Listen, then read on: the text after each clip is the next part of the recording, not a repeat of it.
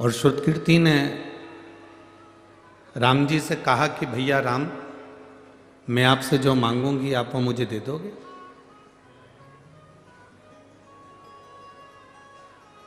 मैं जो मांगूंगी वो आप देना पड़ेगा। कौशल्या जी ने कहा, श्रुतकीर्ति कैसी बात करती हो, यहां जितनों ने मांगा राम जी ने सबको सब कुछ दिया, तो फिर आपको क्यों ना देंगे?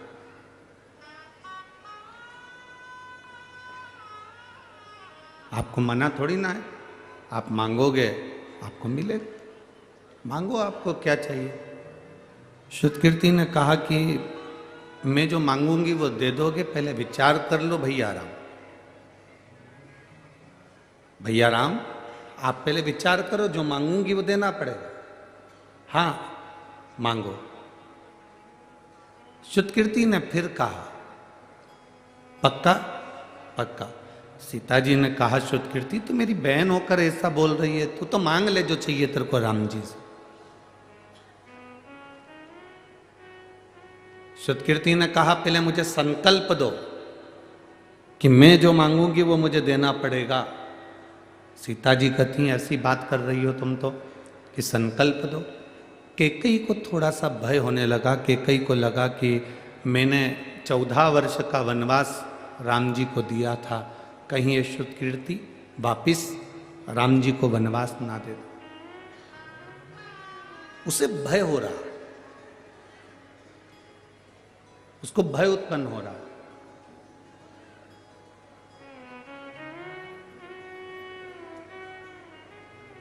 मांगो।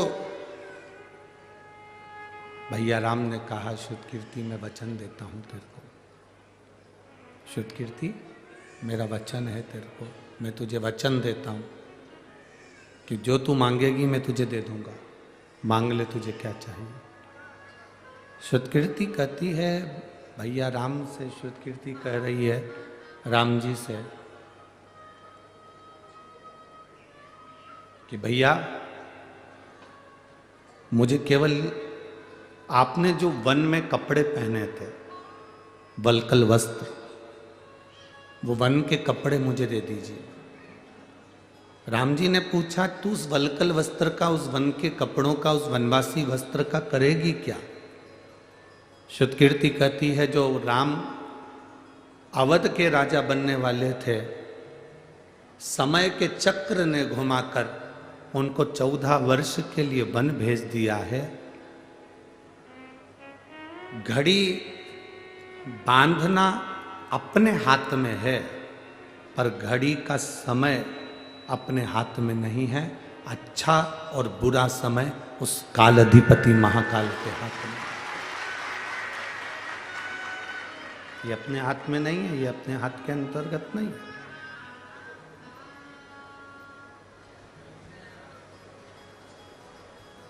घड़ी बांधना अपने हाथ में हो सकता है, पर समय अपने हाथ में नहीं हो सकता।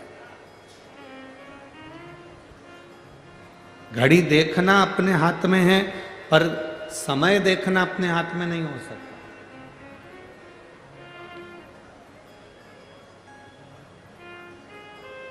दुनिया का कितने से भी बड़े से बड़ा विद्वान व्यक्ति क्यों ना हो, बड़े से बड़ा ज्ञानी व्यक्ति क्यों ना हो, बड़े से बड़ा चतुर व्यक्ति क्यों ना हो, कितना बड़ा भी ज्योतिष आचार्य क्यों ना हो, कितना बड़ा भी विद्वान व्यक्ति क्यों ना हो, कितना बड़ा भी विद्वान क्यों ना हो, वो घड़ी देख सकता है, पत्रिका देख सकता है, नक्षत्र देख सकता है, पल देख सकता है, फेस रीडिंग कर सकता है, हस्त रीडिंग कर सकता है, वो सारी रीडिंग कर सकता है, पर वो आने वाले समय की गणना नहीं कर सकता कि आने वाला समय कैसा होगा। किसको मालूम है? किसको पता है? 40 गांव वालों ने भी कभी नहीं सोचा होगा कि यह कथा 40 गांव में हो जाएगी। कभी सोचा था तुम लोगों ने?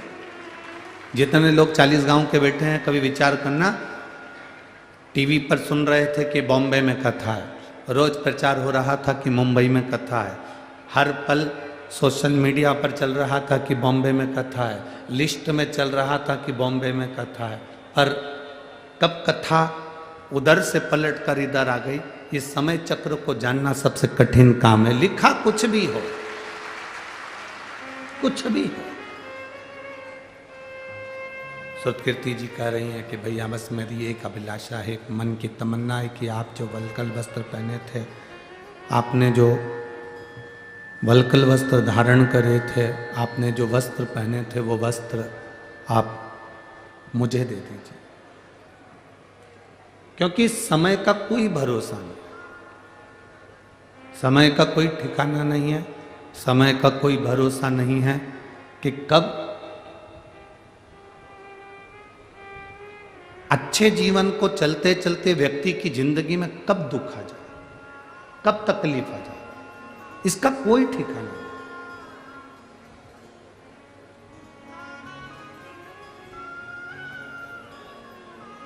कई लोग कहते हैं गुरुजी हमारी जिंदगी में क्या दुख ही दुख है, हमारे जीवन में क्या तकलीफ तकलीफ है, हमारे जीवन में क्या कष्ट ही कष्ट है, हमारे जीवन में क्या परेशानी ही परेशानी है। हम उनसे कहते हैं तुम्हारे साथ रहने वाले लोग बदल जाते हैं, तुम्हारे दोस्त बदल जाते हैं, रोज भोजन करते हो तो सब्जी बदल जाती है, रोज महीने 2 महीने में तुम्हारे कपड़े बदल जाते हैं, 6-8 महीने में साल भर में तुम्हारा जूता चप्पल बदल जाता है, 2-3 दिन में तुम्हारा फैशन बदल जाता है। बोलो सही है कि गलत है? जब कपड़े बदल सकते हैं, दोस्त बदल सकते हैं, हमारा फैशन बदल सकता है, हमारे चप्पल जूते बदल सकते हैं, पादुका बदल सकती है, तो इतना विश्वास मानकर चलना कि तुम्हारी जिंदगी में अगर दुख का समय चल रहा है तो वो भी एक दिन बदलेगा जरूर और सुख का समय आएगा जरूर। ऐसा नहीं कि दुख का समय बदलेगा, दुख का समय समाप्त नहीं होगा, तकलीफ का समय समाप्त नहीं होगा, कष्ट का समय समाप्त नहीं होगा। अच्छा समय आएगा, पर थोड़ा सा इंतजार हमको करना पड़ेगा।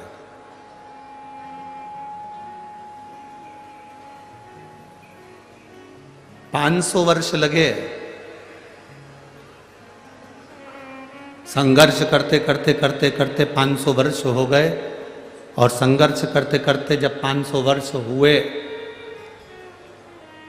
500 वर्ष का संघर्ष करने के बाद राम अवध में वापिस विराजमान हो रहे हैं, तो ये हमको एक बल मिलता है कि जीवन में एक ना एक दिन पलटते जरूर है, एक ना एक दिन समय बदलेगा जरूर, निश्चित है बदलेगा।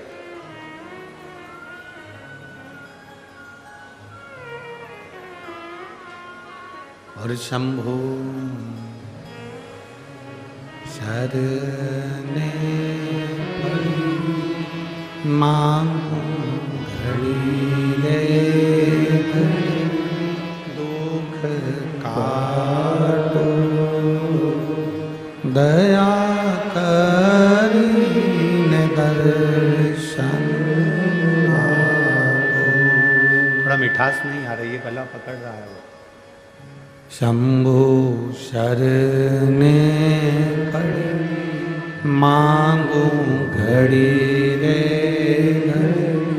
दुख काटो, दया करीने दर्शन। समय बदलता है और निश्चित है बदले।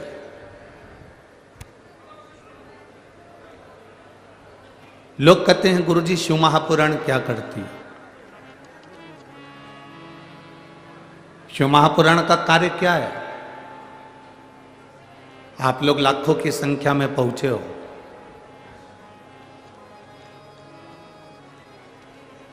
माननीय सांसद महोदय जी ने, श्री उन्मेष जी पाटिल जी,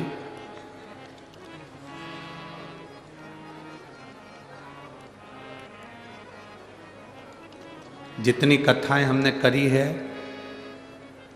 उन कथाओं में जलगांव में जो कथा हुई, उस कथा से भी बड़ा दुगना पंडाल यहाँ 40 गांव में लगाया, पर भक्तों का सैलाब है। भक्तों का सैलाब है यहाँ पर, बहुत भारी संख्या में आप लोग आए। हम तो सोचे थे कि कई लोगों को तो सूचना ही नहीं मिली होगी कि 40 गांव में कथा है, तो हम आशीष से बोले थे कि 40 गांव में कथा है, कई लोगों को तो सूचना ही नहीं पहुंचेगी, सूचना ही नहीं मिलेगी।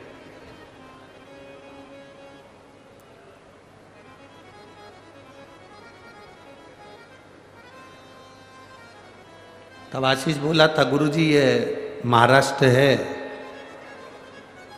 संतों की पवित्र भूमि है, यहाँ के भक्त संत को, परमात्मा को, भगवान को ढूंढ ही लेते हैं। पूरे भारत में जितने ज्योतिर्लिंग कहीं पर नहीं है, उतने ज्योतिर्लिंग महाराष्ट्र की पवित्र भूमि पर है। तो ये तो शिव की उदारता है, भगवान शंकर की करुणा है।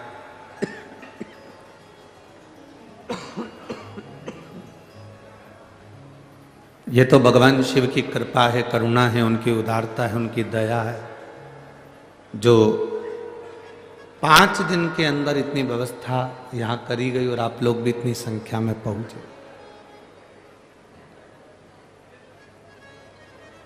क्या देती है शिवपुराण? आप लोग सुनकर चले जाएंगे। 5 दिन का किसी ने पूरा डेरा लगाया है।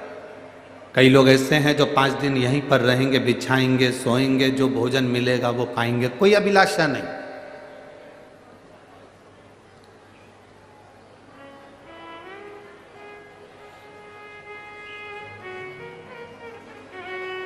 कोई कांच लेकर, कंगा लेकर कोई नहीं आया, सब भगवान की कथा सुनने के लिए आए हैं और दिल से सुनना है। और हमने पहले भी कथाओं में कहा है, आज फिर कहते हैं, कथा के पंडाल में 5 दिन 7 दिन की जो शिव महापुराण की कथा होती है, उसमें जो लोग कथा के पंडाल में डेरा लगा कर बैठते हैं, वो केवल कथा के पंडाल में नहीं बैठते। ये कथा का पंडाल नहीं है। भारत की भूमि की जितनी पवित्र नदियां हैं, जितने पवित्र तालाब हैं, जितने पवित्र सरोवर हैं, जितने ज्योतिर्लिंग हैं, जितने तीर्थ हैं, भारत की भूमि के जितने ज्योतिर्लिंग, जितने तीर्थ, जितनी नदी, जितने तालाब, जितने सरोवर हैं, ये सारे के सारे भारत की भूमि के सारे नदी, तालाब, सरोवर, तीर्थ सब 5 दिन के लिए 40 गांव के इस पवित्र प्रांगण में आकर विराजमान हो जाते हैं।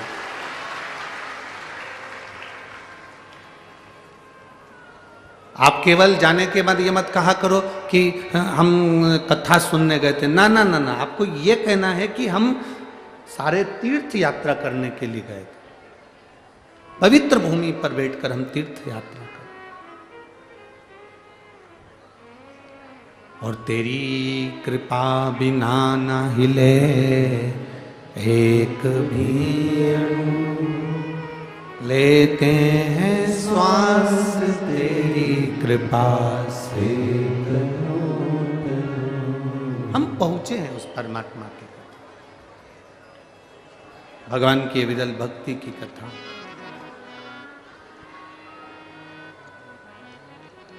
शिव तत्व कह रहा है। क्या देती है शिव पुराण? क्या प्रदान करती है शिव महापुराण? शिव महापुराण की कथा में स्वयं वेद व्यास जी ने लिखा, उमाखंड के अंदर जो जीव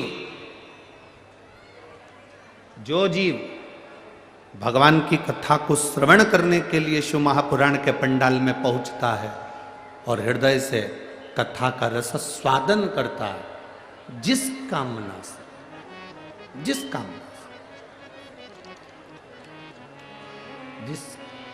कामना से वो बैठता है और दिल से कथा श्रवण करता करता भगवान से प्रार्थना करता है, वो कामना उसकी शिव पूर्ण करते ही हैं, देरी नहीं लगाते। निश्चितता।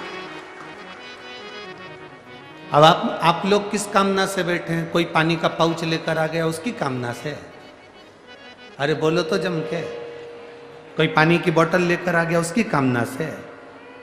2 रुपए के पानी के पाउच के लिए, 5 रुपए की बोतल के लिए, 1 बिस्कुट के पैकेट के लिए आप भगवान से क्या कामना कर रहे हैं कि हमको ये व्यक्ति वो देगा? ना, हम तो पानी बांटने वालों से भी निवेदन करेंगे कि जो धूप में बैठे हुए हैं, छांव में नहीं बैठ पाए, जगह जिनको नहीं मिल पाई, आप उनके पास जाकर पानी का पाउच दीजिए, आप उनको पानी की बोतल दीजिए। जो धूप में बैठे हैं, जिनको छाया नहीं मिल पा रही हो इतनी भीड़ में, आप उनके पास पहुंचिए। और हमने पहले भी कथाओं में कहा है, अपने साथ में लेकर चलने वाली सामग्री में 2 बोतल पानी, बोलते कि नहीं बोलते? जम के बोलो जरा।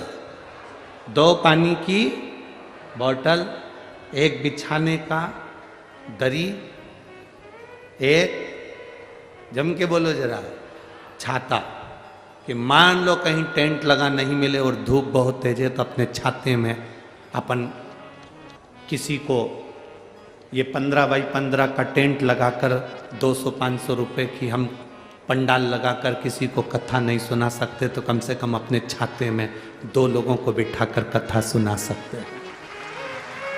हम बड़ा भंडारा नहीं कर सकते तो अपने पानी की बोतल में से थोड़ा सा पानी किसी को पिला सकते हैं। अपनी व्यवस्था खुद लेकर जाओ। हम थोड़ी सी आस किसी से ना लगाएं, क्योंकि हम भगवान शिव की कथा सुनने बैठे, हम उससे आस लगाकर बैठे। हम जितनी देर कथा में बैठे उतनी देर हमें उस परमात्मा से आस लगाकर बैठना। शिव महापुराण की कथा तो यहां तक कहती है कि मंदिर में भी जाओ, शंकर के मंदिर में भी दर्शन करने जाओ भगवान शिव के, और तुम्हारे पास में पर्स नहीं है, तुम्हारी जेब में पैसा नहीं है, तो पड़ोसन से मांग कर चढ़ाना मत। आरती में भी 1 रुपया पड़ोसन से मांग कर मत चढ़ाओ। भगवान के सामने भी 5 रुपया 10 रुपया पड़ोसन से मांग कर मत चढ़ाओ। भगवान को बड़ा बुरा लगता है जैसे सास तुम्हारे साथ में है और तुम पड़ोस की काकी से कहो काकी मुझे 200 रुपये दे दो, और सास से नहीं मांगो तो सास को बुरा लगता है। उसी तरह भगवान के मंदिर में, भगवान के सामने तुम पड़ोसन से मांग कर आरती में पैसा चढ़ाओ या भगवान के सामने पैसा चढ़ाओ। भगवान ये नहीं चाहता। भगवान कहता है तेरा पिता मंदिर के अंदर बैठा है, तू एक बार मुझसे कहता तो मैं तुझे देता, तू मुझसे तो बोलता, तू मुझसे कह नहीं रहा, कोई आस मुझसे लगाई नहीं। तू बोल बम का नारा है सारी समस्या का हल। तुम मुझसे तो आस लगा, हम दुनिया से आस लगा कर बैठे। और जिस दिन हमने परमात्मा से आस लगाई उस दिन हमारी जिंदगी की सार्थकता सिद्ध हो। सिद्ध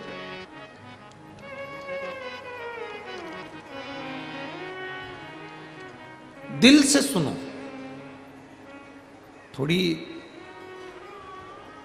फाइल मोटी होगी, कष्ट ज्यादा होंगे, तकलीफें होंगी, थोड़ा समय लग सकता है कष्ट को मिटाने में।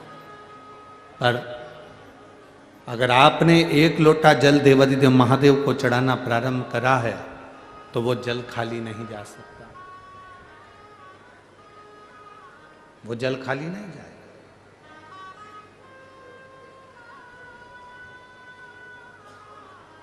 थोड़ा तकलीफ आ सकती है। एक सिद्धता का भाव अपने भीतर प्रकट करो, जैसे देवराज नाम का ब्राह्मण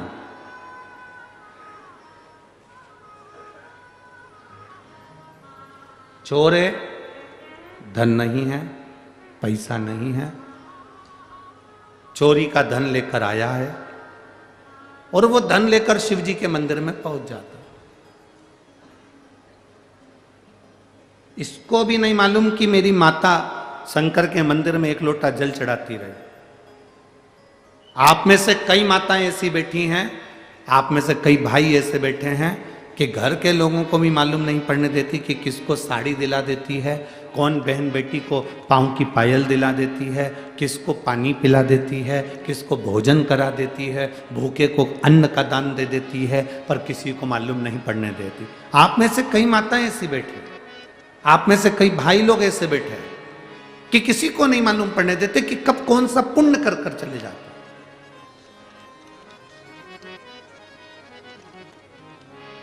अपने हाथों से अपन सत्कर्म करते चले। कौन देख रहा है हमें उससे मतलब नहीं, कौन हमको देखा उससे मतलब नहीं, कौन ने हमको पूछा उससे हमें मतलब नहीं, कौन हमको चाहा उससे हमें मतलब नहीं। हमें तो ये मतलब होना चाहिए कि हमें किसी भूखे को भोजन करा दिया, प्यासे को पानी पिला दिया। मूल वही है। देवराज को नहीं मालूम था कि मेरी माता शिव जी को एक लोटा जल चढ़ाती है। शायद आप लोगों को भी नहीं मालूम होगा कि शंकर जी पर एक लोटा जल चढ़ाने का फल क्या है।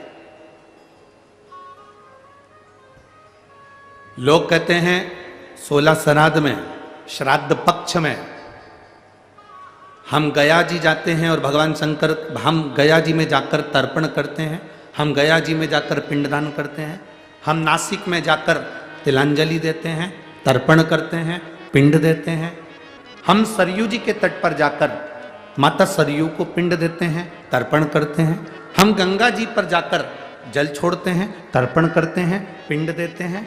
शिव महापुराण की कथा विद्येश्वर संहिता के अंतर्गत लिखा गया, जब हम एक लोटा जल भगवान देवाधिदेव महादेव को समर्पित करते हैं तो आपने 16 श्राद्ध में अपने पूर्वजों को जल दिया कि नहीं दिया, आपने अपने पितरों को जल दिया कि नहीं दिया, आपने अपने पूर्वजों को पिंडदान किया कि नहीं किया, आपने अपने पूर्वजों को, अपने पितरों को कुछ दिया कि नहीं दिया। 16 श्राद्ध में, श्राद्ध पक्ष में, किसी के मरने के बाद, किसी के जाने के बाद तुमने किसी भूखे को भोजन कराया कि नहीं कराया, पता नहीं। पर इतना शिव महापुराण की कथा कहती है, जब हम एक लोटा जल अपने घर से पानी का भर कर जाते हैं, शंकर जी को समर्पित करते हैं, शिवलिंग पर एक लोटा जल जब हम चढ़ाते हैं, उस समय पर हम अपने पूर्वजों को, अपने पितरों को जल प्रदान कर देते हैं, क्योंकि शंकर पर चढ़े हुए जल का एक अंश हमारे पितरों को, हमारे पूर्वजों को भी मिलता है, जिससे हमारे पितर हमें आशीर्वाद देते हैं और हमारी जिंदगी की एक राह अपने आप प्रशस्त होती है,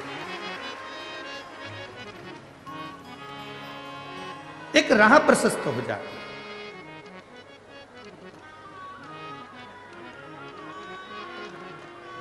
हम वो जल जो शिव जी को समर्पित कर रहे हैं, भगवान शंकर को, भगवान देवाधिदेव महादेव को समर्पित कर रहे हैं, वो जल खाली नहीं जाता।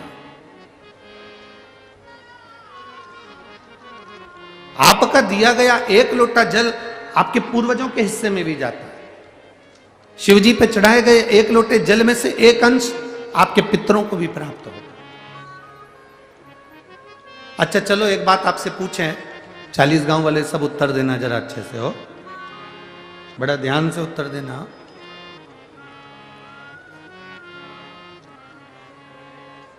बहुत सावधानी से।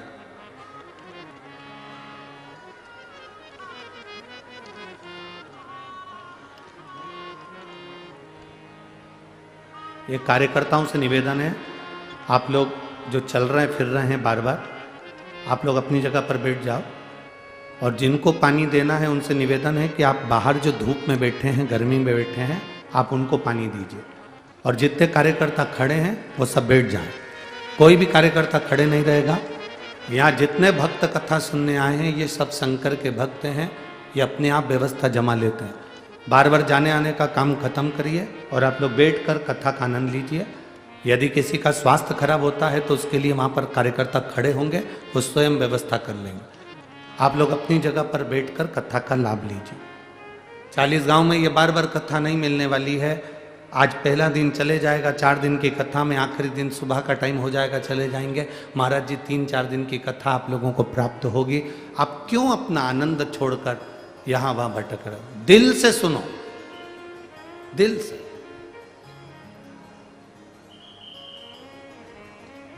और हम आपसे भी कहते हैं, आपको कार्यकर्ता की जरूरत है कि महादेव की जरूरत है? जम के तो बोलो जरा, बस। तो फिर बड़े प्रेम से, आनंद से बैठकर कथा सुनो। एक प्रश्न आपके भीतर, शिव महापुराण की कथा कहती है, विद्येश्वर संहिता कहती है कि एक लोटा जल जब हम महादेव को चढ़ाते हैं, शिव जी को समर्पित करते हैं, तो उसमें से एक अंश पितरों के पास चले गया, एक अंश पूर्वजों के पास चले गया, एक अंश वास्तुशास्त्र के वास्तु के देवता के पास चले गया, एक अंश नारायण के पास चले गया, एक अंश ब्रह्मा जी के पास चले गया, एक अंश इंद्र के पास चले गया।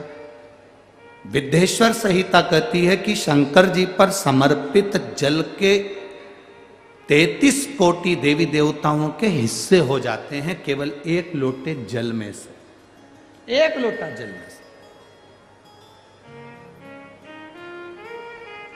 33 कोटि देवताओं के हिस्से हो जाते हैं एक लोटा जल में से। अब आपसे प्रश्न यह है,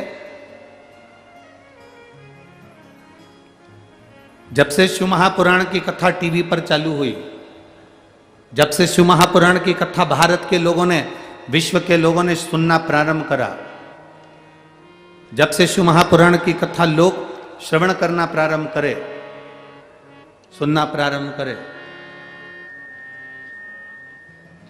तब से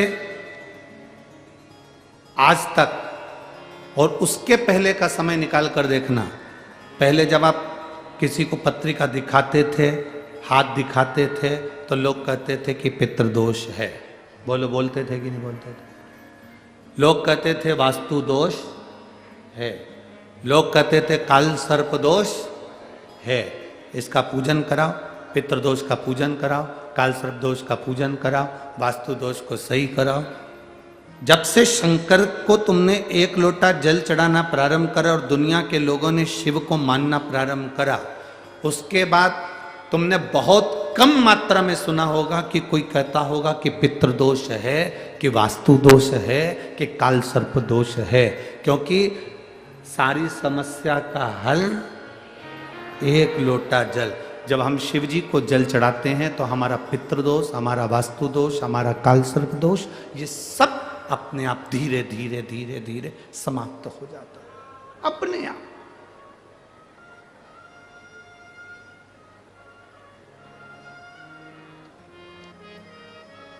धीरे धीरे समाप्त।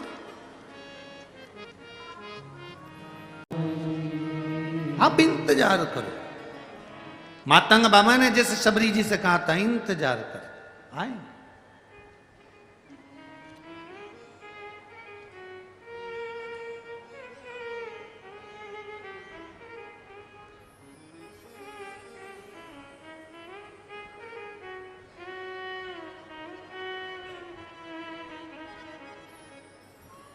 वो इंतजार करोगे, मिलेगा जो।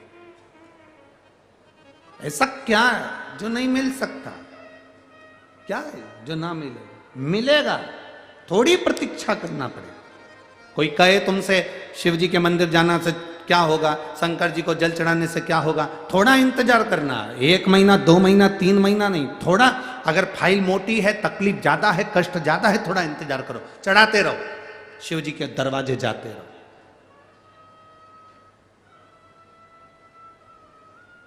आपसे एक बात पूछें, आपके घर में पत्थर लगा होगा, उस पत्थर पर कोई दाग लग गया, उस दाग को साफ करना है तो एक दिन में साफ नहीं हो रहा, या तुमने वार्निश से कोई पेंटिंग कर दी, वार्निश से पत्थर के ऊपर, वो छूटी नहीं रही, तो तुम क्या करती हो, उसमें थोड़ा सा घासलेट का तेल डालकर, तारपीन का तेल डालकर छुड़ा, नहीं छूटता, सर्फ डालकर छुड़ाती, सर्फ से भी नहीं छूटता, फिर क्या करती हो, कोई नींबू का रस डालकर छुड़ाती, फिर भी नहीं छूटा, फिर कुछ डाला, फिर कहा अब 2-4 दिन के बाद में फिर घिसूंगी, फिर 2-4 दिन के बाद फिर घसने बैठी, फिर घसना, फिर नहीं छूटा, फिर 2-4 दिन के बाद घसा, रोज घस रही है, रोज उसे घिस रही है, रोज साफ कर रही है। तो ईमानदारी से बोलो, एक दिन वो साफ होगा कि नहीं होगा? अरे बोलो तो जम के, होगा ना। जब तुम रोज घिसोगे तो वो साफ होगा। उसी तरह तुम्हारा दुख बहुत बड़ा है, तुम रोज रोज 1 लोटा जल महादेव को चढ़ाओगे तो वो दुख साफ जरूर होगा। बोल बम का नारा है, इतना धीमा बोलोगे तो कल्याण तुम्हारा है। थोड़ा दमदारी से बोलो, बोल बम का नारा है, सारी समस्या का हल, आपका दुख कटेगा जरूर। थोड़ा समय लगता, थोड़ा सा। गाड़ी चलाना आती है आप लोगों को? किस किस को आती है? जरा हाथ उठाओ। जिस जिसको आती है हाथ उठाओ जरा। आती है सबको? हाँ, ठीक है। अच्छा ड्राइवर कौन सा है?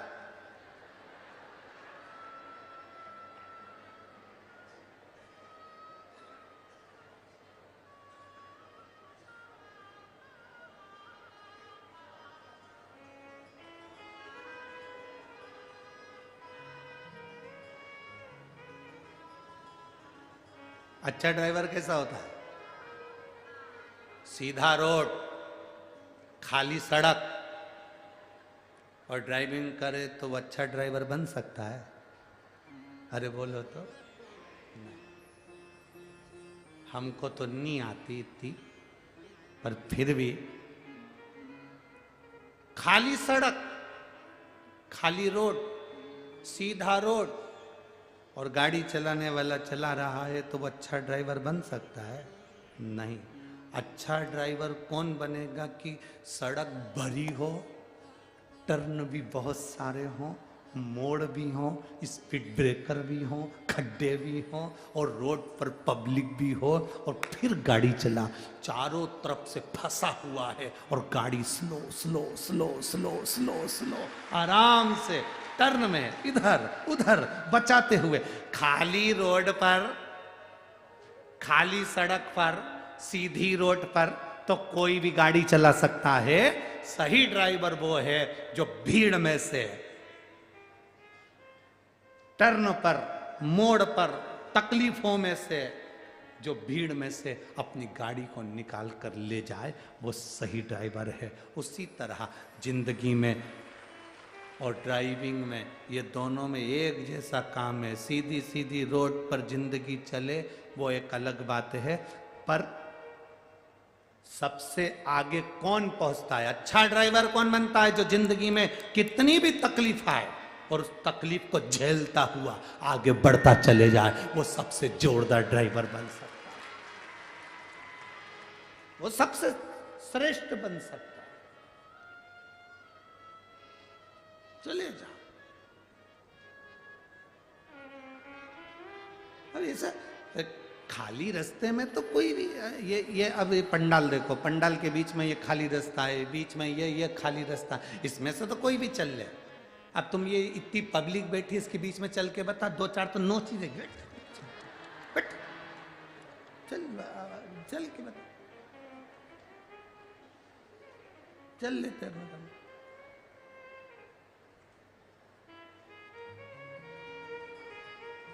अभी एक पत्र, तुम्हारे जलगांव का ही एक पत्र था पहले। हम जलगांव में उसको पढ़े नहीं थे, परंतु क्योंकि जलगांव में कथा वाचना थी तो हम वहाँ पढ़ दें तो अच्छी बात थोड़ी ना है। तो जलगांव का पत्र याद आया तो हम तुम्हें सुना दे। एक माता ने एक छोटा सा पुष्टे के टुकड़े पर पत्र लिख कर भेजा था। उसने कहा, हम जहाँ बैठ के कथा सुन रहे हैं, ये जितनी माताएं बैठी हैं ये हमें को नोच देती है।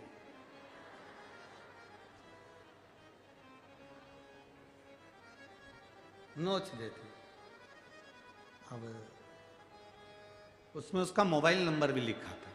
तो हमने वो आशीष से कहा कि इसके नीचे पत्र रखें, उसमें एक पत्र छोटा सा पुष्टे का है, उसको निकाल के लाना। उसमें वो माता ने लिखा है, हम कथा सुनने बैठते हैं, हमारी पड़ोसन हमको नोच देती। तो हम जरा पूछे तो सरी कि वो कहाँ बैठी है। तो इन्होंने पत्र पढ़ा, उसको मोबाइल करा, तुम कहाँ बैठी हो पंडाल में? तो उन्होंने कहा यहाँ बैठी। फिर कार्यकर्ताओं को साथ में, जलगांव के 2-3 कार्यकर्ताओं के साथ, समिति के, बिटले सेवा समिति के भी कार्यकर्ता गए। फिर उनसे पूछा, आपका पत्र है? हाँ। आपने लिखा है पड़ोसन हमको नोच देती है। तो क्यों नोचती है? तो वो कहने लगी, मैं तो चुपचाप बैठी रहती हूँ, कथा सुनती हूँ, इसके बाद भी ये सब नोच देती है। अब ये तो इतना सा बोली और जितनी उसके पास बैठी थी 50-60 सब खड़ी हो गई। ओ बाबा हमारी सुनो।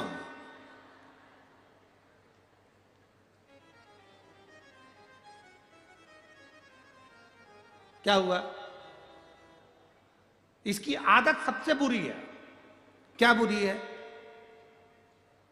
कथा सवेरे 9 बजे से लेकर यहीं बैठी रहेगी, बैठी रहेगी, बैठी रहेगी, बैठी रहेगी, कुछ नहीं खाएगी। और जैसे ही कथा चालू होगी 2 बजे, और ये अपना डब्बा खोल के सब पूरा पसारा फैला के बैठ जाए। और बेचारी बाईयोन आए ना, बेचारी बाईयोन कथा सुनने आए, एक को नहीं बैठने दे, सब पसारा सब दूर फैला ले, किसी को नहीं बैठने दे। और हम कहे थोड़ा सा खसका ले, इनको बैठ जाने दे, बेचारी कथा सुनने आई, इनको बैठ जाने दे, कथा सुनने नहीं बैठने दो। और झगड़ा करे। अब बताओ क्या करें? अब इतनी पब्लिक में मारे कूटे तो नहीं, फिर एक ही काम करें ना। अब करे सो क्या करे?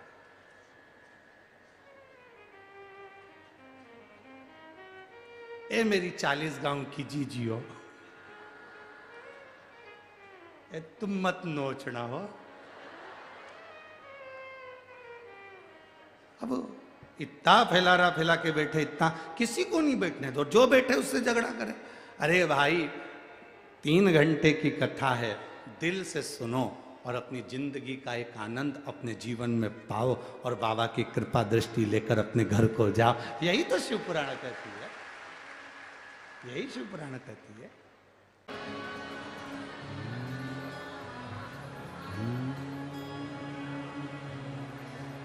श्री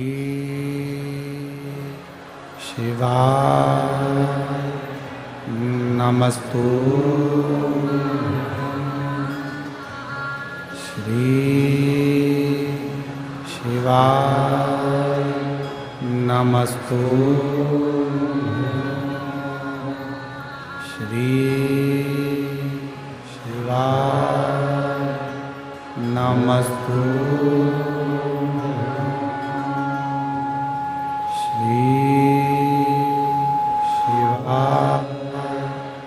नमस्तु।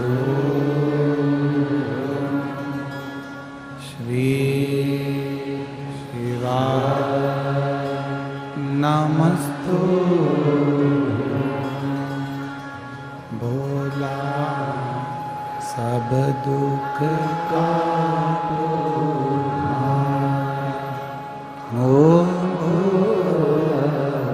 सब दुख काटो। शिव शंकर जपो तेरी माला, भोले बाबा जपो तेरी माला। भोला सब दुख काटो। ओ भोला सब दुख काटो। वेश है मंगल मंगलकारी, वेश है मंगल मंगलकारी। शमशान वासी हमारा, शमशान वासी हमारा। ओ सब दुख काटो। ओ सब दुख काटो।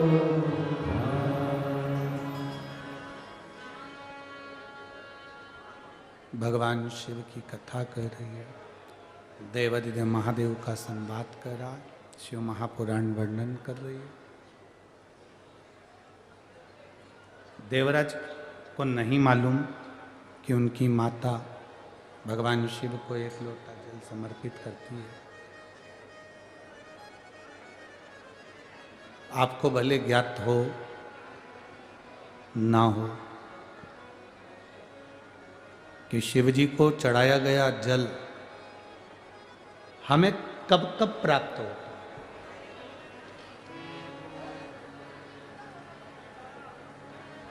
किस किस जगह प्राप्त होता है। कहां कहां मिल जाता है।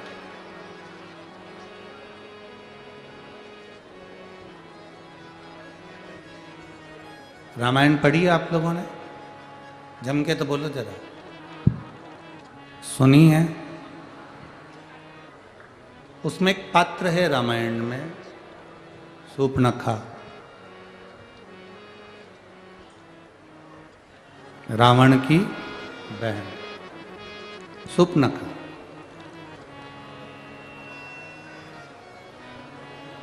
रामायण के अंदर जितने पात्र हैं, रामचरितमानस में जितने पात्र हैं, सारे पात्र शिव के उपासक हैं। रावण को देख लो, वो भी शिव का उपासक है। मंदोदरी को देखो तो वो भी शंकर का उपासक है, भगवान शिव का उपासक है। दशरथ जी को देखो तो वो भी शंकर के उपासक हैं। राजा जनक जी को देखो तो वो भी शिव जी के उपासक हैं, भगवान शंकर के। जटायु को देखें तो वो भी भगवान शंकर के उपासक हैं। संपाति को देखें तो वो भी भगवान शिव के उपासक हैं। विभीषण को देखो तो वो भी शिव का उपासक है। विभीषण की धर्म पत्नी शर्मा को देखो तो वो भी शिव के उपासक है। रामायण में जितने पात्र, रामचरितमानस में आपको जितने पात्र मिलेंगे सब शंकर के उपासक। उसी में एक पात्र है शूर्पणखा।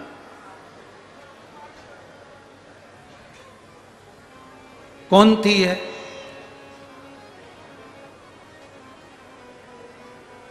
ये देवलोक में रहती थी, जिसका नाम था नयनतारा, अप्सरा थी।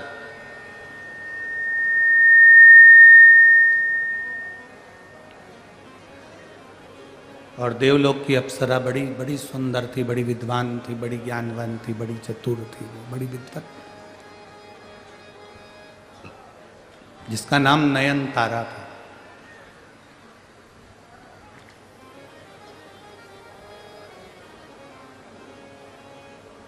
भगवान विष्णु स्फाटिक के सुंदर पुखराज के शिवलिंग का पूजन करते थे। लक्ष्मी जी स्वर्ण और हीरे से जड़े हुए शिवलिंग का पूजन करती थी।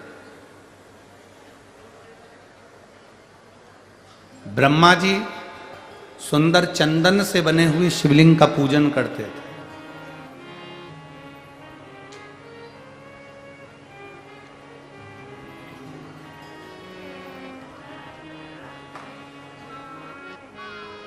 ब्रह्माणी पारत के शिवलिंग का पूजन करती है। इंद्र रत्नों से जड़ित शिवलिंग का पूजन करते। एक बार नयनतारा देवलोक की अप्सरा भ्रमण करती करती भगवान नारायण के बैकुंठ में चली गई।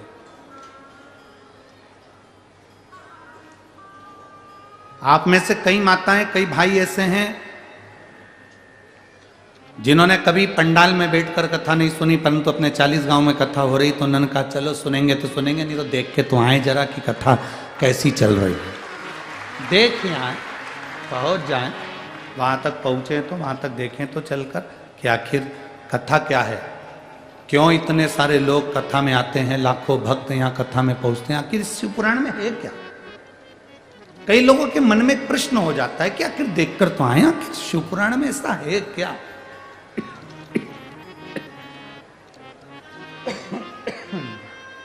भगवान मालिक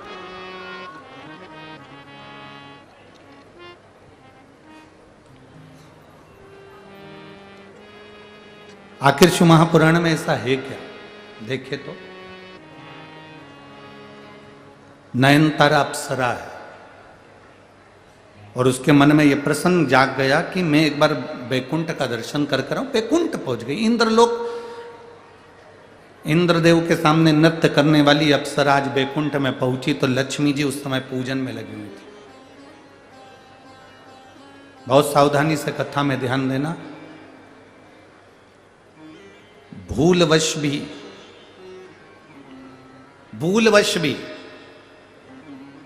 जा रहे थे कहीं, और भूलवश भी अगर शिव महापुराण की कथा में कोई पहुंच जाता है तो उसका फल क्या? भूलवश, अचानक। और एक पत्र भी है उसका,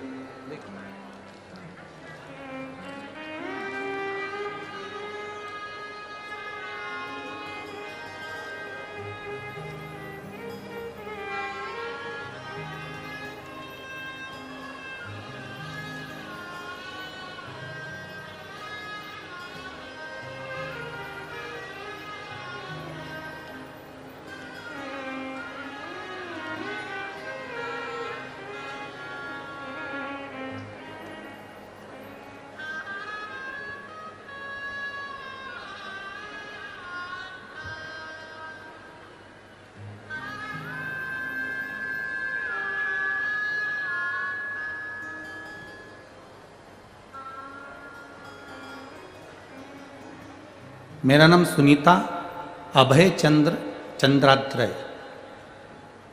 मैं पांचोरा जिला जलगांव की रहने वाली हूँ। पांचोरा, ठीक है? तुम समझ गए ना? हाँ बस ठीक है। कहीं बैठी हैं क्या?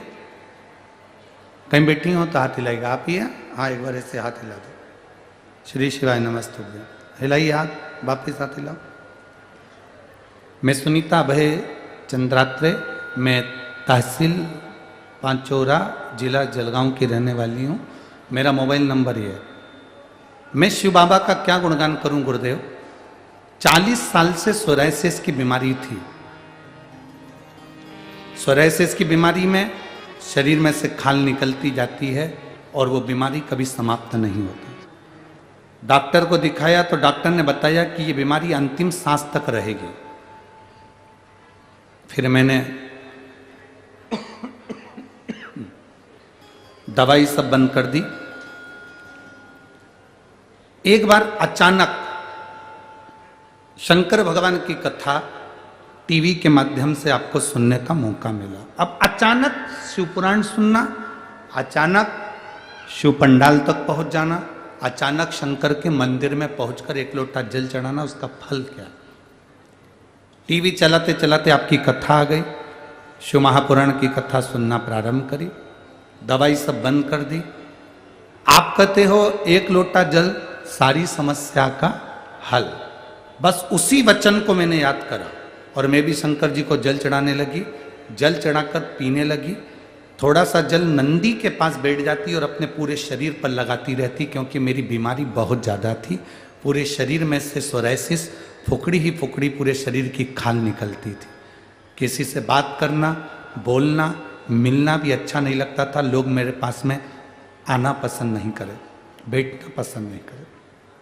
गुरुदेव नंदी के पास बैठकर शंकर जी से आपका मंत्र का उच्चारण करती थी, श्री शिवाय नमस्तुभ्यं।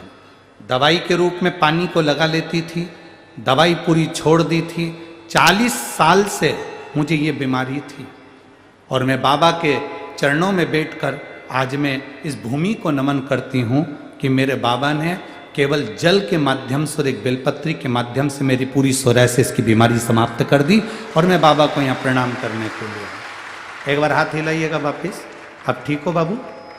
पूर्ण तरह से आराम? हाँ, एक बार वापिस हाथ हिला दीजिए। श्री शिवाय नमस्तुभ्यं। बैठिए। हर हर महादेव। शिव तत्व इसी को कहते हैं।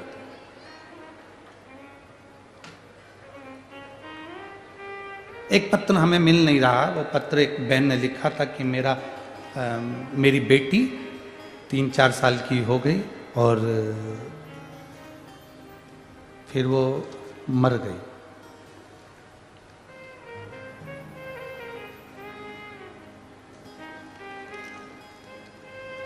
जिसने पत्र लिखा था अगर वो बेटी हो तो हाथ हिला सकती है। वो बेटी मर गई। अब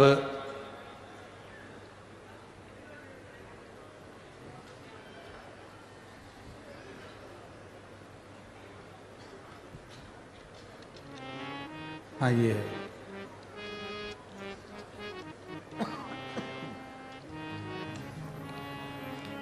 आरती राकेश बैरागी, तहसील हरसुद, जिला खंडवा, लाहाड़पुर की रहने वाली हूँ। मेरा मोबाइल नंबर ये है। कहीं बैठी हो तो हाथ हिला सकती हैं, कहीं बैठी हो तो हाथ हिला सकती हैं। आरती राकेश बैरागी, तहसील हरसुद, जिला खंडवा, लाहड़पुर की रहने वाली हूँ। मेरा मोबाइल नंबर ये है। कहीं बैठी हो तो हाथ हिला सकती हैं, जहाँ कहीं भी बैठी हो हाथ हिला सकती हैं।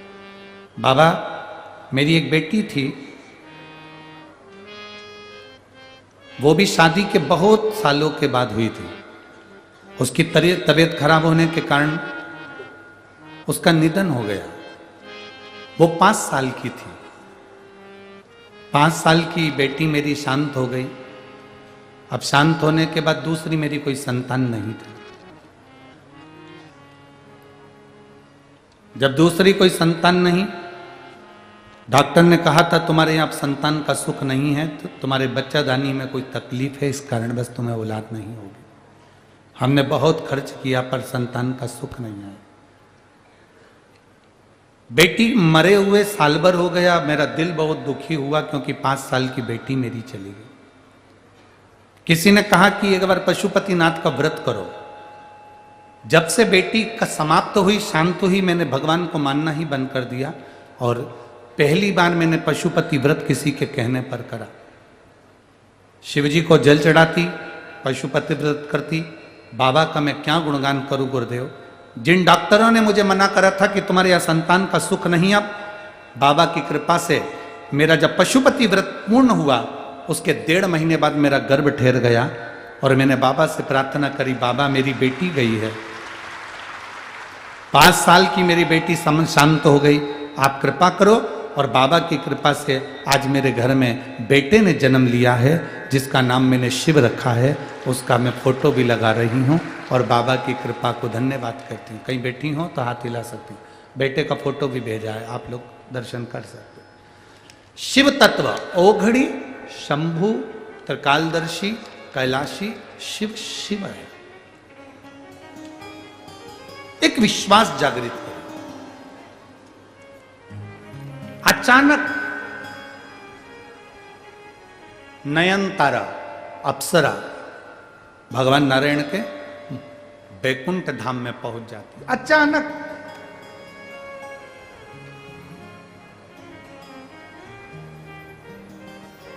लक्ष्मी जी लगी थी भगवान शिव की आराधना करने, भगवान विष्णु लगे थे भगवान शंकर की आराधना करने। क्या देखा नयनतारा ने कि माता लक्ष्मी सुंदर रत्न जड़ित शिवलिंग का पूजन कर रही है, भगवान विष्णु सुंदर रतन जड़ित शिवलिंग का पूजन कर रहे हैं। नयनतारा उनको पूजन करते करते देखकर केवल प्रणाम कर कर वापिस आ गए। मिली भी नहीं, केवल पूजन करते हुए शिवलिंग पर जल चढ़ाते हुए देखकर आ गए।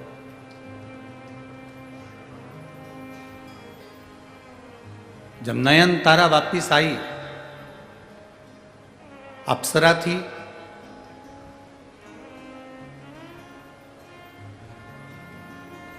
उसने भी एक सुंदर शिवलिंग का निर्माण करवाया और उसके पूजन में लग गई। अब देखिए, अचानक पूजन देख लेना, शिवलिंग पर जल चढ़ाते हुए देख लेना और खुद भी जल समर्पित करना प्रारंभ करना। अब नयनतारा ने जैसे ही शंकर भगवान को जल चढ़ाना प्रारंभ करा, जल चढ़ाते चढ़ाते चढ़ाते चढ़ाते नयनतारा इतनी शिव में लीन होने लगी, इतनी लीन होने लगी कि एक बार एक ऋषि जिनका नाम था वज्र ऋषि, वज्रा ऋषि मृत्युलोक में बैठकर तप साधना में लीन थे। इंद्र का सिंहासन डोलने लगा। इंद्र को लगा कि ये वज्रा ऋषि तो मेरा सिंहासन छीनना चाहते हैं। इंद्र को थोड़ा सा मन में खटकने लगा कि ये वज्रा ऋषि मेरा सिंहासन लेना चाहते।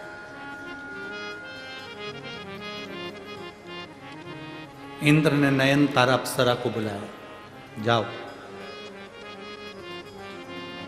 मृत्युलोक में जाओ और पृथ्वी पर जाकर, मृत्युलोक में जाकर जहां वज्रा ऋषि तप कर रहे हैं उनकी समाधि को तोड़ने का प्रयास।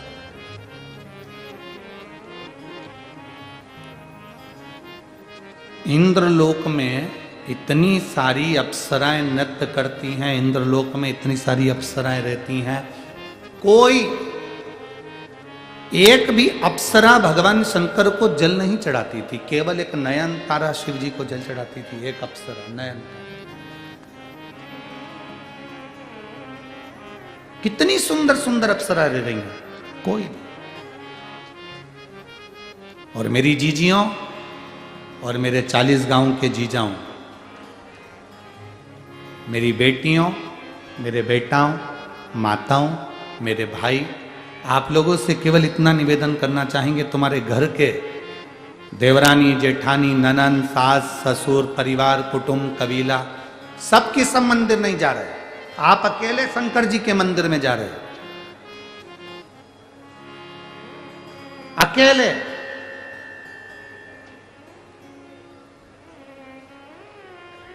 कभी यह मन में मत लाना कि मैं अकेली मंदिर जाती हूं और मेरी सास नहीं जाती, मेरी ननन नहीं जाती, मेरा देवर नहीं जाता, देवरानी नहीं जाती, जेठानी नहीं जाती, मैं जाती हूं, कोई जाता नहीं है, घर के बच्चे नहीं जाते, मैं अकेली जा रही हूं। कभी मन में ऐसा विचार मत लाना कि मैं अकेली मंदिर जा रही हूं। भगवान से यह प्रार्थना करना कि ना जाने कौन सा पुण्य मेरा प्रबल हुआ जो पूरे घर में से तूने मुझे छाट कर अपने मंदिर तक बुलाया, तूने मुझे छाट कर अपने मंदिर तक बुलाया। 40 गांव की इस पवित्र भूमि पर कथा हो रही है, बड़ी बड़ी बिल्डिंगें बनी होंगी, बड़े बड़े नगर बसे होंगे, 40 गांव में बहुत लोग रहते होंगे, बहुत सारे भक्त रहते होंगे, 40 गांव के आसपास में भी ढेर सारे लोग रहते होंगे। क्या सारे के सारे शिव महापुराण की कथा में पहुंच गए? क्या जम के बोलो जरा, सबकी सब शंकर की कथा में पहुंच गए क्या? कई लोग अपनी दुकान पर टीवी खोलकर बैठे होंगे, कई लोग अपने घर के अंदर टीवी खोलकर बैठे होंगे। क्यों? क्योंकि उनको ये भय लग रहा है, इतनी भीड़ में कैसे जाएंगे, गाड़ी ट्रैफिक में फंस जाएगी, कोई वहां पर पार्किंग में गाड़ी खड़ी करना पड़ेगी, पैदल चलकर जाना पड़ेगा, ऐसा करना पड़ेगा, वैसा करना पड़ेगा। कभी विचार करना कि इतनी दूर पार्किंग में गाड़ी क्यों खड़ी हो रही है, क्यों तुम्हें पैदल चलकर जाना पड़ रहा है? क्योंकि भगवान चाहता है कि तू मेरे पास तक जब आए, कथा सुनने के पंडाल तक जब आए, तब तक तेरे सारे दुख अपने आप समाप्त हो जाए, तेरी तकलीफें मिट जाए, तेरे कष्ट मिट जाए। मेरे नजदीक तक जब आए, तेरी जिंदगी के सारे दुख मिट जाए। थोड़ा भीड़ में से निकल कर तू मेरे पास में आएगा तो दुनिया के सारे जंजाल से निकल, एक पत्र है, जंजाल से निकलता निकलता जाए। पत्र देखिए,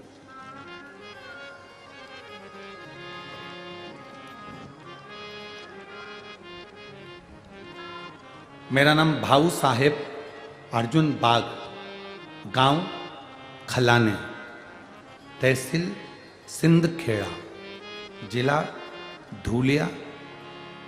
कहीं बैठे हैं? कहीं बैठे हो तो हाथ हिला सकते हैं। मेरा नाम भाऊ साहेब अर्जुन बाग, गांव खलाने, तहसील सिंध खेड़ा, जिला धूलिया। कहीं बैठे हो तो हाथ हिला सकते हैं। हाथ हिलाओ एक बार ऐसा, हाँ ठीक है, दिख गया, ऐसा हाथ हिलाओ जी, दिख गए। गुरुजी, मैं 10 साल से ड्राइवर का जॉब करता था, लेकिन जॉब छोड़ के मैंने 2020 में पानीपुरी का व्यवसाय करना प्रारंभ करा। मैं पानीपुरी का व्यापार करने चालू करा। 2 लाख का मुझे कर्जा था। गांव में पानीपुरी का बिजनेस अच्छा खासा चल रहा था, तो मैं और बिजनेस बढ़ाने के चक्कर में बैंक से पहली बार मोबाइल में ऑनलाइन लोन लिया। गुरुदेव, ऑनलाइन लोन मैंने बिना नॉलेज से बहुत सारी बैंक से लोन लेना शुरू किया। ऐसे में फ्रॉड बैंक के जाल में मैं फंस गया। आप लोगों से भी निवेदन है, इस पत्र पर थोड़ा ध्यान देना। कोई चीज, कई लोग मोबाइल पर कॉल कर देते हैं, आपका इनाम लग गया, फ्री में आपके आपके मोबाइल में बैलेंस डल रहा है, फ्री में तुम्हारे साथ में ये हो रहा है। ध्यान देना भाई, कभी जिंदगी में बहुत सारे लोग बैठे हैं केवल आपको बेवकूफ बनाने के लिए। कोई तुमसे कह दे कि यहां गड़ा हुआ धन मिल रहा है, विश्वास ना करिएगा। अपनी मेहनत पर, अपने परिश्रम पर और अपने काम पर विश्वास करना, दूसरे पर नहीं। और कहीं पर अगर कोई महाराज तुमको मिल जाए और कह दे कि मेरे पास आकर बैठ जाओ, मैं सब घुमाऊंगा, सोने के हंडे निकल जाएंगे, तो सबसे पहले हमको खबर करना। हम भी चलेंगे और कुबेरेश्वर धाम का निर्माण उसके हंडे से करवा देंगे कि तूने दिया और हंडा निकल।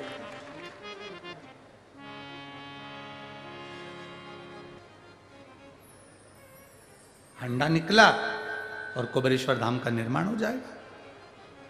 करोड़ों रुपए की लागत से धर्मशाला बन रही है, गौशाला बन रही है, मंदिर बन रहा है, तो हम क्यों मेहनत करेंगे?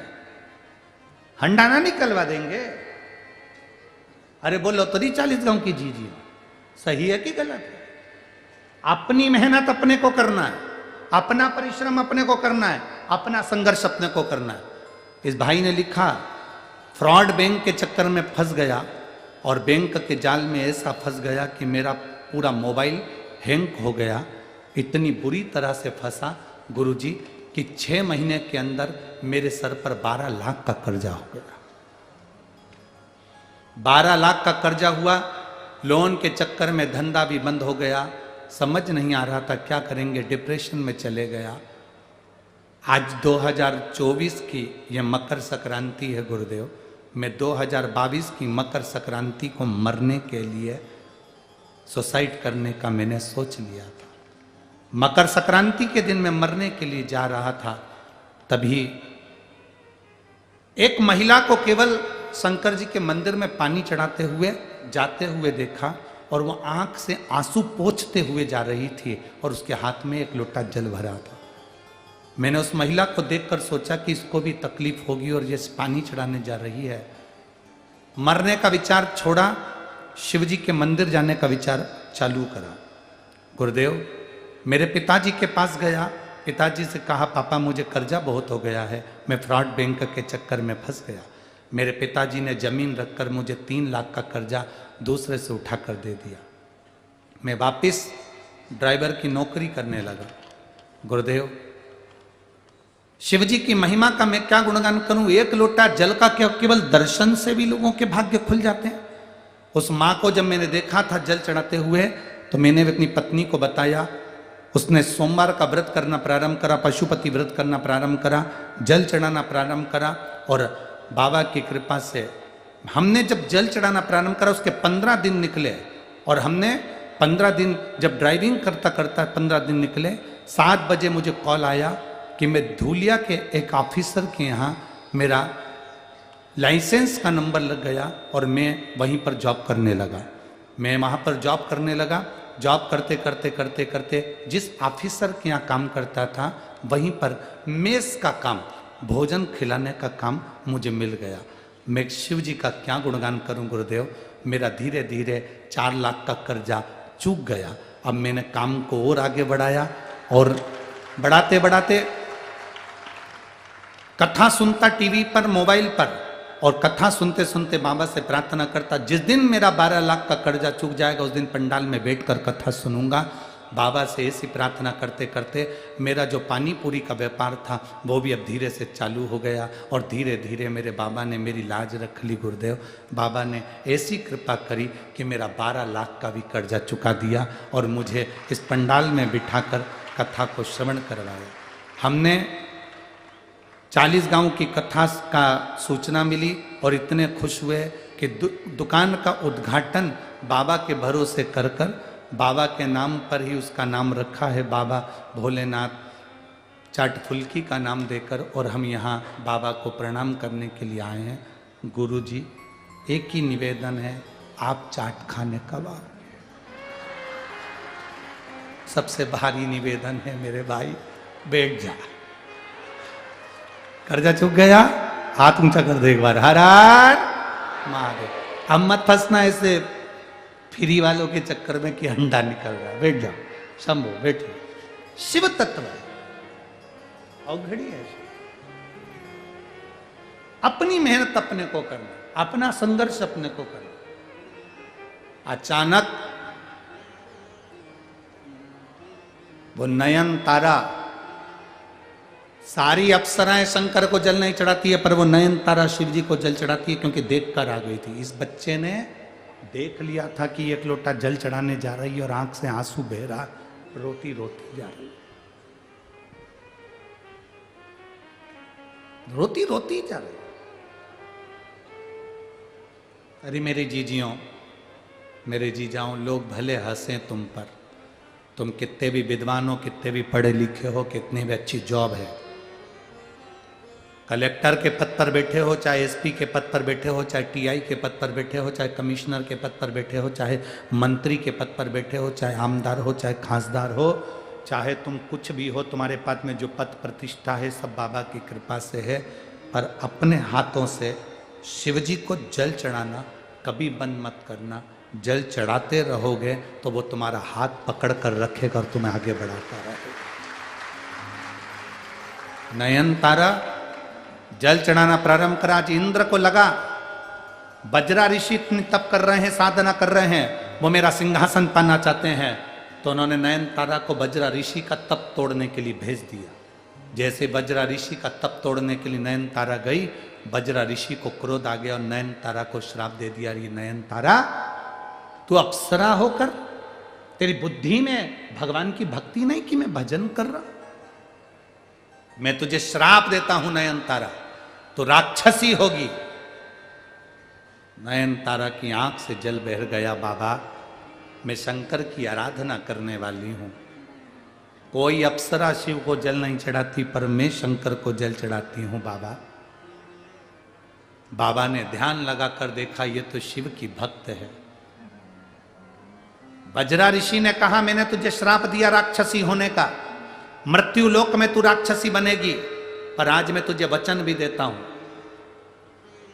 कि जिस शंकर की आराधना स्वयं नारायण करते हैं, जिसका दर्शन कर कर तू शंकर भगवान को जल चढ़ाते हुए भगवान विष्णु का दर्शन कर कर चुपचाप लौट कर आ गई थी, नारायण के सामने नहीं पहुंच पाई थी, उनके सम्मुख में नहीं जा पाई थी। वज्रा ऋषि कहते हैं, आज मैं तुझे वचन देता हूं और आशीर्वाद देता हूं कि तू राक्षसी होने के बाद भी भगवान नारायण का अवतार जब पृथ्वी पर राम अवतार होगा तो उनके सामने जाकर उनका दर्शन करेगी, उनको पाने का प्रयास करेगी। तेरे बल पर संपूर्ण असुरों का कल्याण होगा, क्योंकि तूने शंकर भगवान को एक लोटा जल चढ़ाया है, तो तेरे कारण पूरे असुरों का कल्याण होगा। और एक नयन तारा अप्सरा सूपनखा बनी, राम जी का दर्शन करा, और शंकर की ऐसी भक्त थी जिसके कारण पूरे परिवार का उद्धार हो गया। भगवान राम पहुंचकर पूरे परिवार का कल्याण कर दिए। एक नयन तारा शिव को चढ़ाया गया जल खाली नहीं जाता।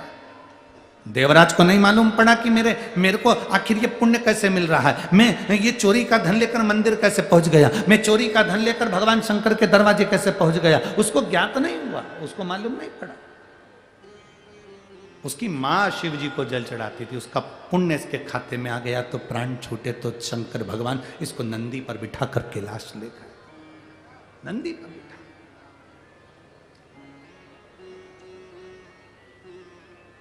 अनायास दर्शन। अचानक शिव महापुराण की कथा, अभी हमने कथा के पहले, कथा चालू हुई ना, उसके पहले कहा था ये कथा मुंबई में होने वाली थी, अचानक 40 गांव को मिल गई। समझ लो कि कुछ ना कुछ भगवान को कृपा करना है, कुछ ना कुछ भगवान की करुणा हो। अचानक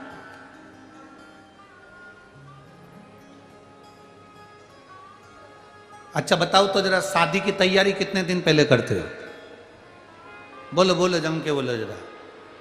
1 महीना, 1.5 महीना, 2 महीना पहले तो करते होगे ना?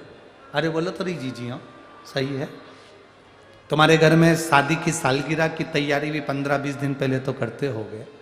जो भी फंक्शन करते हो उसकी तैयारी पहले करते हो, पर केवल जरा विचार करना कि 40 गांव में जो शिव महापुराण की कथा हो रही है, माननीय सांसद महोदय श्री उन्मेष जी पाटिल जी को, सांसद जी को ये कथा मिली। और जरा विचार करना कि शादी की तैयारी में 2 महीने लगते हैं, कोई फंक्शन करो तो महीना लगता है, मकान का उद्घाटन की तैयारी करो तो 2-3 महीने लगते हैं, फैक्ट्री का उद्घाटन करो तो 2-3 महीने लगते हैं। पर बाबा ने ना जाने कैसी लीला रची। मैं उन्मेष जी पाटिल जी को, सांसद महोदय को धन्यवाद दूंगा। 5 दिन, केवल 5 दिन मिले थे, केवल 5 दिन, और ये 5वें दिन यहां कथा चालू हो गई। केवल 5 दिन में यीशु महापुराण की पूरी व्यवस्था करना।